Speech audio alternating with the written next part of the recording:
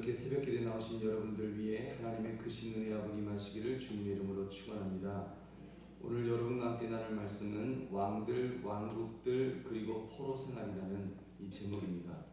우리가 오늘 이 말씀처럼 하나님께서 다윗에게 이제 그의 왕위를 영원히 해주시겠다고 약속하시는데 그 약속이 어떻게 성취되어 가는지를 우리가 이스라엘 역사, 특별히 왕국을 통해서 그 이스라엘 나라의 왕조, 왕국을 통해서 우리가 살펴보고자 합니다. 여러분 오늘 나눌 말씀은 굉장히 긴 연대를 다룰 것입니다.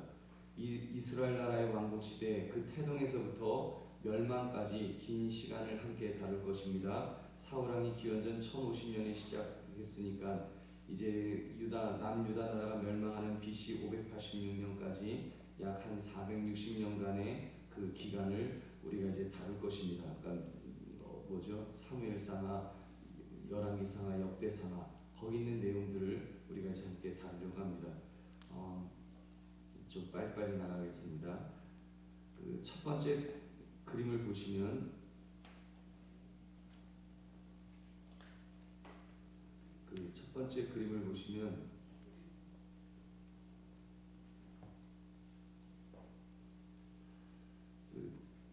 이 지금 요 사람의 얼굴이 나오는데 이 사람은 다윗을 가리킵니다. 이 다윗의 얼굴입니다. 좀 핸섬하게 생겼나요? 보면 약간 좀 날카롭게 생겼죠. 그래서 화가가 다윗이 아주 날카로운 눈매를 가진 지성적인 인물로 이렇게 좀 표현을 했습니다. 이 다윗 왕조는 이제 하나님 나라의 그림자로 보여질 그런 나라가 될 것입니다. 여기 보면은 왕관이 여러 개가 이렇게 겹쳐져 있잖아요. 왕관이 있는데 이 왕관이 이렇게 겹쳐져 있는 것은 지금 그 다윗 이후의 왕들이 지속해서 있을 것이다.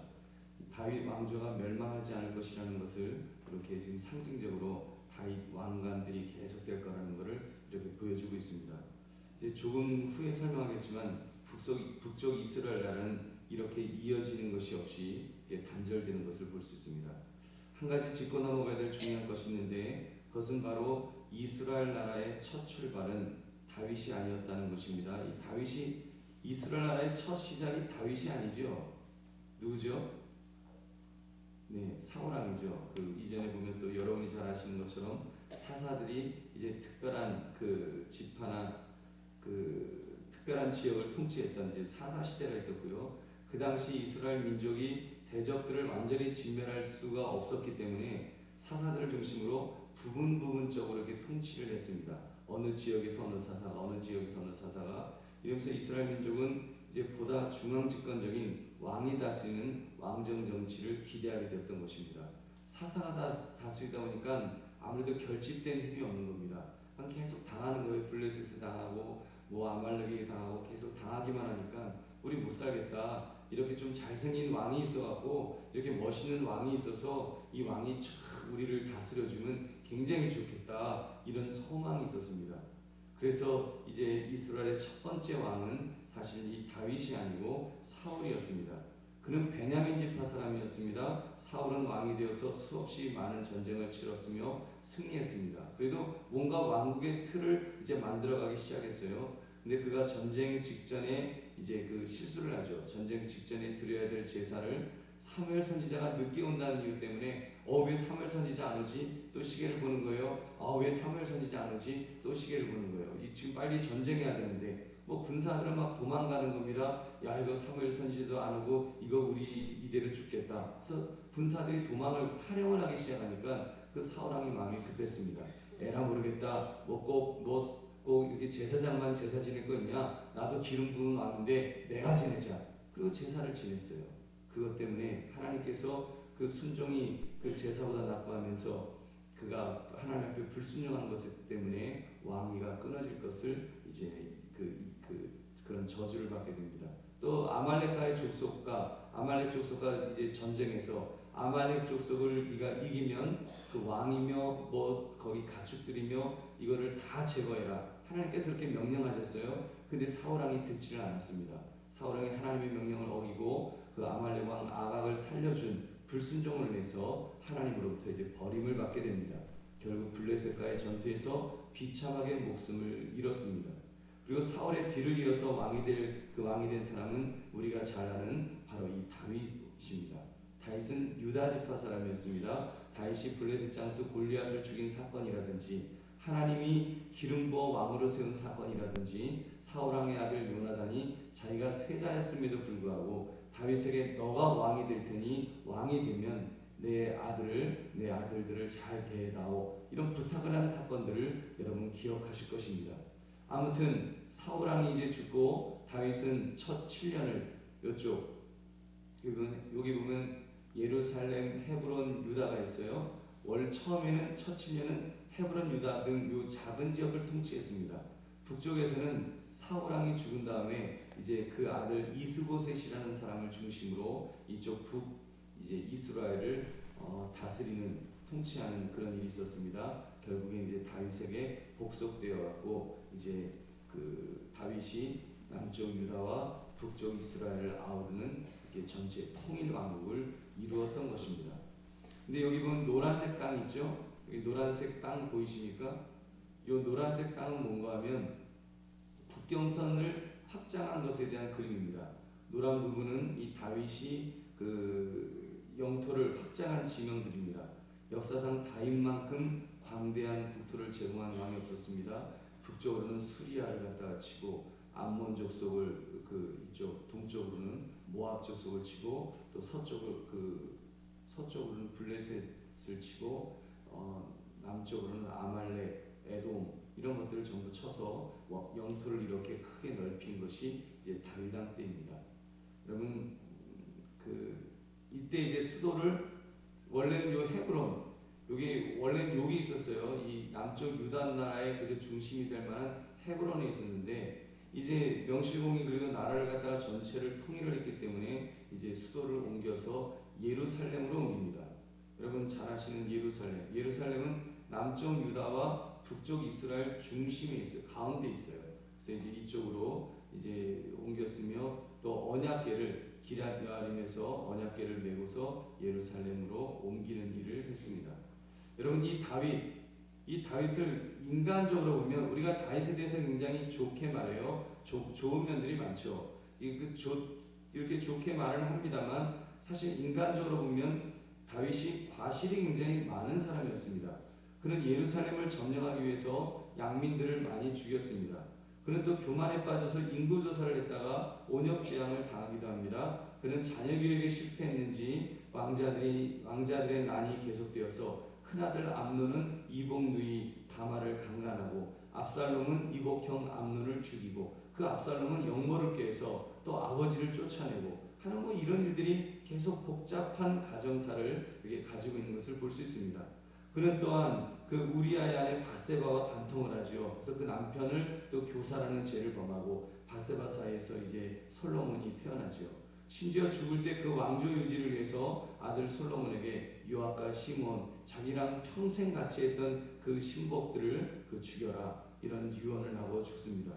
이런 모습 보면 이 다윗도 참 꽤 못됐다, 꽤 못됐고 아주 좀 그렇다, 좀 이렇게 그런 생각이 듭니다. 그런데 하나님께서 다윗을 보면 특별히 여기셨습니다. 이 다윗을 특별히 여기셨어요. 왜 그러셨을까요?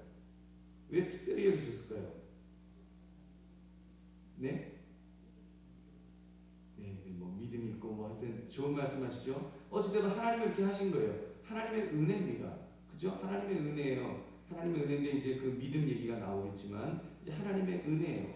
엿장수가 뭐죠? 이거 가이지를 몇 번 할지 몇 번 하냐 그랬더니 엿장수 마음대로 한다는 것처럼 하나님께서 다윗에게 은혜를 베푸시겠다는데 여러분 누가 뭐라고 했습니까? 하나님께서 은혜를 베풀어 주셨어요. 근데 하나님은 다윗을 향해서 그가 내 마음에 합한 자다, 내 마음에 합한 자라고 그렇게 말씀하셨습니다. 왜요? 다윗은 신앙적으로 바로 서 있었기 때문입니다. 그는 신앙적으로 믿음이 있었어요. 유일신 하나님을 한 장소에서 경배했습니다. 그러니까 이렇게 예루살렘 성전에 이제 그 법궤를 끌어다 놓고 이제 모셔오고 그리고는 이제 거기다가 성전을 세울 준비를 다 마쳤습니다. 특히 여러분 언약궤가 예루살렘에 들어올 때 다윗은 너무 기뻐서 막 덩실덩실 춤을 추죠. 얼마나 덩실덩실 왕이 막 춤을 얼마나 심하게 요란하게 췄으면 그 당시에는 이렇게 뭐죠, 이렇게 언더웨어를 안 입었는지 하여튼 그런 중에 덩실덩실 춤추다가 막 하체가 다 드러나고 부인 그 미갈이 저거 왕이 채신머리 없이 저런다 이런 그런 그 조롱을 당할 정도로 그렇게 아주 그 오직 주님만 바라보면서 그렇게 기뻐했던 다윗의 모습이 있습니다. 여러분 이것이 가장 중요합니다. 여러분 우리 믿음의 사람에게 있어서 가장 중요한 것은 주님만 바라보고 주님만 의지하는 것인 줄로 믿습니다. 여러분 그 다윗은 성질도 그 나름대로 꽤 못된 거예요. 그 못된 면도 있고 아주 그 지독한 면도 있지만 그러나 그의 중심에 그냥 주님 바라보고 주님 의지하는 것에는 하나님 바라보고 하나님 의지하는 것에는 누구보다 더 1등하는 그런 사람이었습니다. 다윗은 그렇게 살았습니다. 그럴 때 하나님께서 유다 지파에 내리셨던 유언대로 다윗을 세우시고 그 왕조를 영원토록 지켜주셨던 것입니다. 그래서 오늘 우리가 읽었던 이 말씀 하나님께서 그 하나님의 마음에 합했던 그런 다윗이었기 때문에 다윗에게 야 이제 너 아들 솔로몬이 이제 나를 위하여 성전을 지을 거다. 너를 대신해서 이제 성전을 지을 거다. 그리고 너 아들이 그 솔로몬뿐만이 아니죠. 솔로몬 이하 계속 자손들이 태어날 텐데 그 왕들이 잘못하면 인생 막대기를 쳐서 내가 이렇게 바로잡을 망정 멸망시키지 않겠다. 사울왕처럼 그렇게 완전히 버리는 일이 없을 것이다라고 하나님께서 이렇게 약속을 해주셨던 것입니다. 여러분 그 내용이 그 9a에 나오는 내용입니다. 다음 페이지에 나오는 그 내용이 이제 그 내용이에요. 다윗 왕이 나이가 많아졌습니다. 나이가 많아졌을 때 우여곡절을 겪은 후에 그 다윗은 아도니아와 같은 형들을 무시하고 솔로몬을 이제 왕으로 세웠습니다. 알죠? 솔로몬이 장남이 아니잖아요. 거의 뭐 제일 막내에 가까운데 솔로몬을 왕으로 그 다윗이 세웠습니다. 물론 솔로몬이 왕이 되기까지 솔로몬의 어머니 바스바의 역할이 컸습니다. 바스바가 옆에서 아주 그 이쁜 얼굴을 대고서 계속 여보 하면서 계속 이렇게 막 이야기를 한 거예요. 그래서 아무튼 뭐 하나님의 뜻이지요. 그래서 어찌됐건 솔로몬이 이제 왕이 되었습니다. 그 솔로몬을 대표할 수 있는 정책을 꼽으라면 이 아버지의 유지를 받들어서 이 성전을 건축한 것입니다. 여기 성전이 있죠. 지성소가 있고 성소가 있고 뭐 이렇게 여기 현관이 있고 뭐 대충 그린 이 지금 성전의 그림입니다. 이 성전을 이렇게 그 건축하는 한 7년 정도 걸렸습니다. 그리고 또 자신을 위해서는 새로운 궁전을 지었는데 그건 14년 걸렸어요. 그런 거 보면 뭐 솔로몬도 좀 그래요, 그죠? 하나님 성전은 7년 동안 짓고 자기 집은 갖다가 14년 동안 지었어요. 어찌되건 하여튼 그렇게 지었습니다. 그 열왕기서의 내용들은 이 지혜에 관한 솔로몬의 관심을 강조하여 다뤘습니다. 이때 스바 여왕이 찾아오기도 하고 부와 명예와 권력을 모두 거머쥔 위대한 왕의 모습을 우리가 이제 볼 수가 있습니다. 근데 내부적으로 보면 사실은 노동력에 착취가 있었어요. 그때 노동력이 굉장히 많이 착취가 됐습니다. 지금 이스라엘 백성이 그 나무짐지 돌짐을 지고서 이렇게 막 끙끙거리면서 힘들어하는 모습입니다. 이거를 우리가 그 어떻게 할 수 있는가 하면 하여튼 뭐 1,000번째 지내고 성전 건축하고 왕궁 건축했으니까 백성들이 얼마나 그 노역을 하면서 괴로워했을지 우리가 상상할 수 있죠. 나중에 솔로몬이 죽고 그의 아들 르호보암이 왕이 되었을 때 그 불만이 터져 나왔습니다. 여러분 아시죠? 그래서 백성들이 와갖고 제발 이 노역을 당신 아버지 솔로몬 때는 우리가 이 일을 다 감당했지만 우리 도저히 못하겠습니다. 이걸 좀 가볍게 해주세요. 그랬더니 이 르호보암이 이제 연세가 많으신 좀 이렇게 인생의 지혜가 있으신 그런 신하들과 상의를 한 것이 아니라 아주 젊은 자기 친구들하고 상의를 한 거예요. 그랬더니 야야야 그럴 때 너 그거 백성들의 말을 들어주면 너는 지는 거야. 너 그냥 확 눌러 왕으로서 그냥 칼을 휘둘러서 다 눌러버려 이렇게 해버린 거예요. 그래서 백성들이 이제 그 마음이 떠나가죠. 마음이 떠나가서 결국 여기 그림에서 나온 것처럼 여기 칼이 있잖아요. 예루살렘 이쪽에서 이제 남북이 지지직하고 갈라진 거예요. 남북이 지지직 갈라져갖고 하여튼 그 우리나라하고 제가 볼 때 우리나라하고 이스라엘하고 많이 비슷해요. 북쪽 북한은 나쁜 나라, 남한은 좋은 나라. 맞습니까? 틀립니까? 맞죠? 남쪽 유다는 그래도 다윗 왕조가 있는 좋은 나라, 북쪽 이스라엘은 나쁜 나라. 이 북쪽이 나쁘고 남쪽이 좋은가 봐요. 하여튼 그래서 이렇게 나라가 이렇게 둘로 나뉘어졌습니다. 그래서 르호보암을 중심으로 남쪽 유다가 시작되었고, 북쪽은 여로보암, 이름도 좀 비슷하죠. 여로보암을 중심으로 북쪽 이스라엘이 이제 시작되었습니다. 다음 페이지 그림 9B를 보시면 그렇게 분열된 남쪽 유다와, 노란색이죠, 남쪽 유다와 그 북쪽 이스라엘, 여기 그림, 남쪽 유다와 북쪽 이스라엘에 대한 왕조의 도표가 지금 여기 이렇게 쭉 나와 있습니다. 그 도표를 보시면, 여기 보시면 맨 위를 보시면 이때는 통일왕국 일대예요. 통일왕국 일대. 이 통일왕국 일대에는 그 사울이 40년 정도, 그리고 다윗이 한 40년 정도, 솔로몬이 40년 정도, 이렇게 해서 한 120년의 통일왕국 시대가 있었고, 그 이후에 북쪽 이스라엘과 남유다가 각각 이렇게 그 이제 왕조를 이루면서 살았습니다. 그 북쪽 이스라엘은요, 한 201년 정도 계산해 보면 BC 992년에서 721년 빼니까 201년 정도 되고요. 남쪽 유다는 한 335년 정도 쭉 이어졌습니다. 여러분 이 그림을 한번 보세요. 근데 이 도표를 보시면 굉장히 중요한 사실을 알 수 있습니다. 먼저 오른쪽 북이스라엘을 그 보시면 붉은 칼이, 이게 칼이에요. 여러분 칼 보이세요? 이 칼이 지금 7개가 이렇게 있고요. 여기 보면 피가 뚝뚝뚝 떨어지는 거예요. 지금 이 칼에 피가 뚝뚝뚝 떨어져요.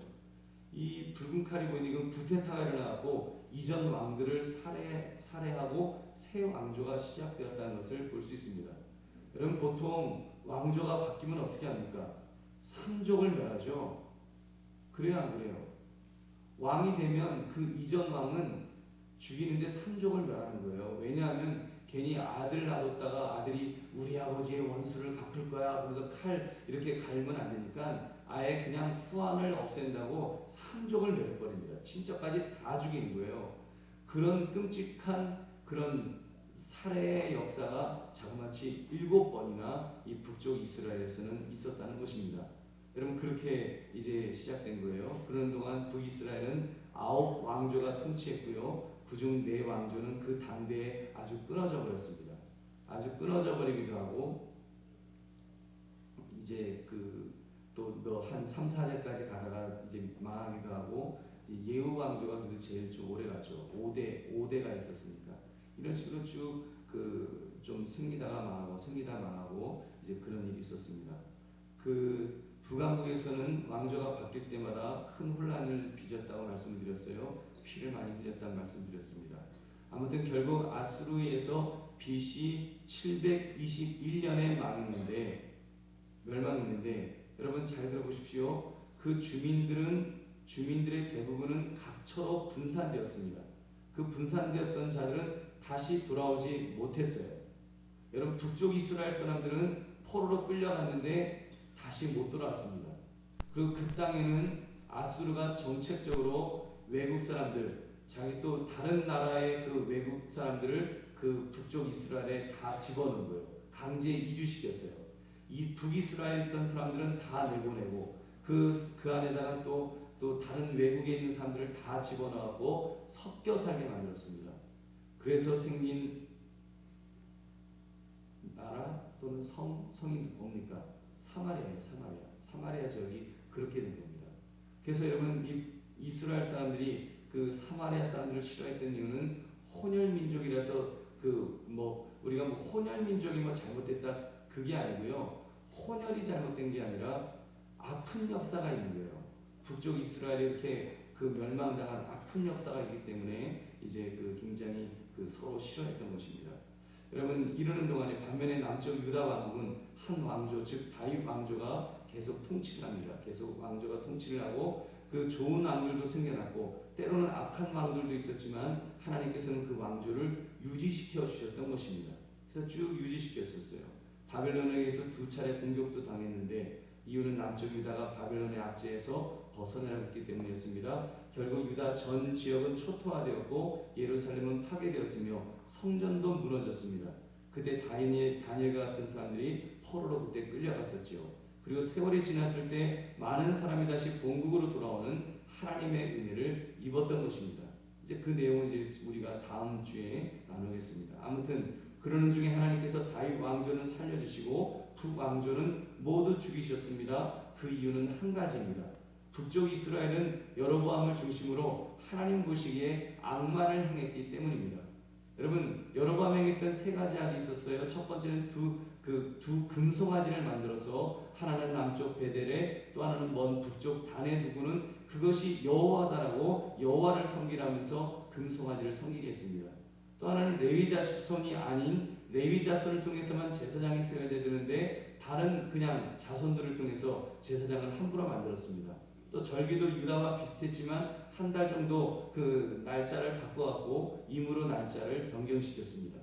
여러분, 그런 후에 북이스라엘의 역사를 보면 그 악한 왕들이 하나같이 여로보암, 여기 나오죠. 이 여로보암의 죄를 따랐더라.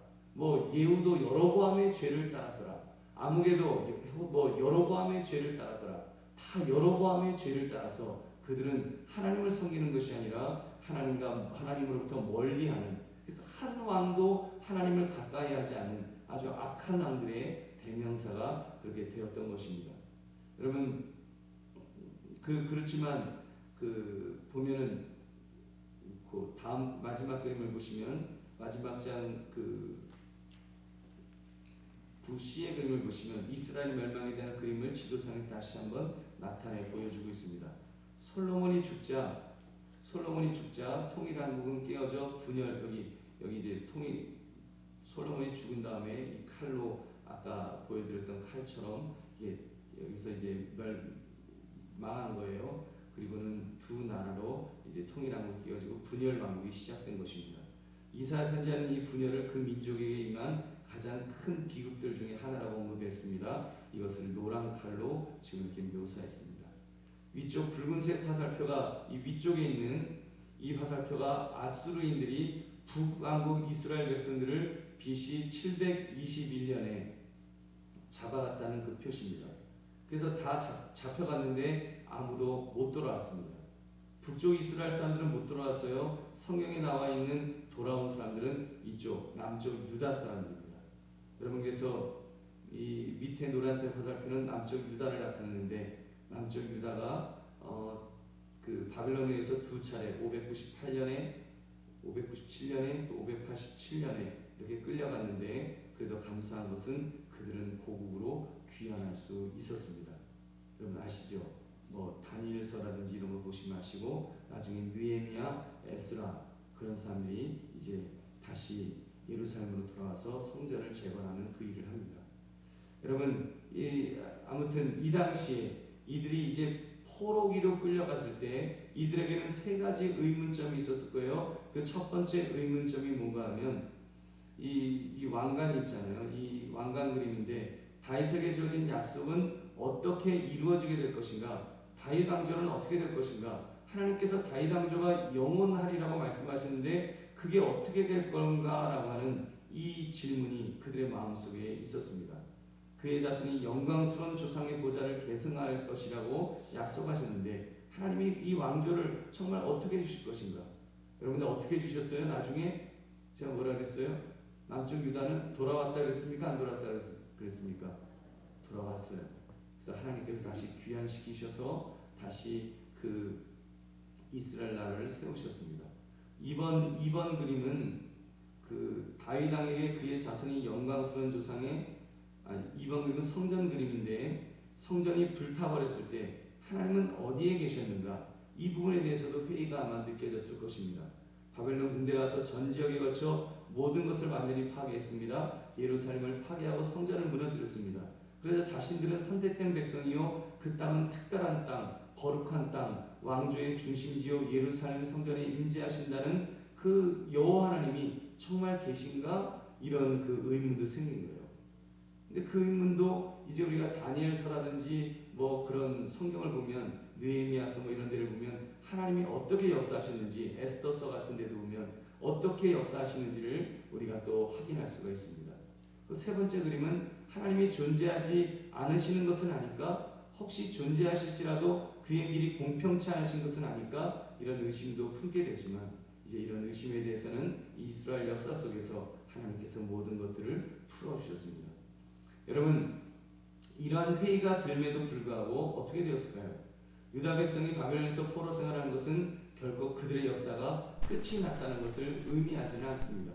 하나님께서 그들이 포로로 잡혀가는 일을 허용하신 데는 그만한 이유가 있으셨으며 바벨론에서 불의 연단을 거치게 하시고 그들을 위한 그 후에 놀라운 계획이 이미 세워져 있었던 것입니다. 그리고 결국은 다윗 왕조를 통해서 바로 메시아 예수 그리스도가 태어나게 하시고 바로 하나님의 나라의 왕국을 만들어 가시는 그런 하나님의 놀라운 섭리가 있다는 것을 여러분 믿으시기 바랍니다. 여러분, 그런 놀라운 역사가 있는 거예요. 그러므로 여러분, 하나님은 하나님의 백성이 믿음 위에 서 있으면 하나님을 하나님으로 인정하며 하나님의 뜻대로 살려고 하면 버리지 않으신다는 사실을 여러분 우리는 깨닫게 되었습니다. 특별히 이 그림을 통해서 저는 더 확실하게 이 확신이 드는 겁니다. 남쪽 유다와 북쪽 이스라엘을 통해서 우리가 그것을 알 수 있습니다. 여러분, 특별히 약속의 백성 하나님이 한번 언약하신 것은 결코 깨지 않으시는 그런 분이라는 것을 우리가 깨닫게 되는 것입니다. 내 집과 내 나라가 내 앞에서 영원히 보존되고 내 왕위가 영원히 경고하리라 약속하셨는데 그 약속대로 하나님은 남쪽 유다를 보존하셔서 다윗의 왕조 요셉 집안에서 메시아 예수 그리스도가 나오도록 해주셨던 것입니다. 여러분, 얼마나 큰 은혜인지요. 그러므로 여러분, 하나님께서 하나님의 나라를 버리지 않으시고 망하게 하지 않으시고 끝까지 보존하신다는 사실을 분명히 깨달으심으로 저와 여러분도 정말 어떤 형편 어떤 처지에서도 주님만 바라보고 주님만 의지하시는 그런 믿음의 사람들 다 되시기를 주님의 이름으로 축원합니다. 여러분, 우리 함께 기도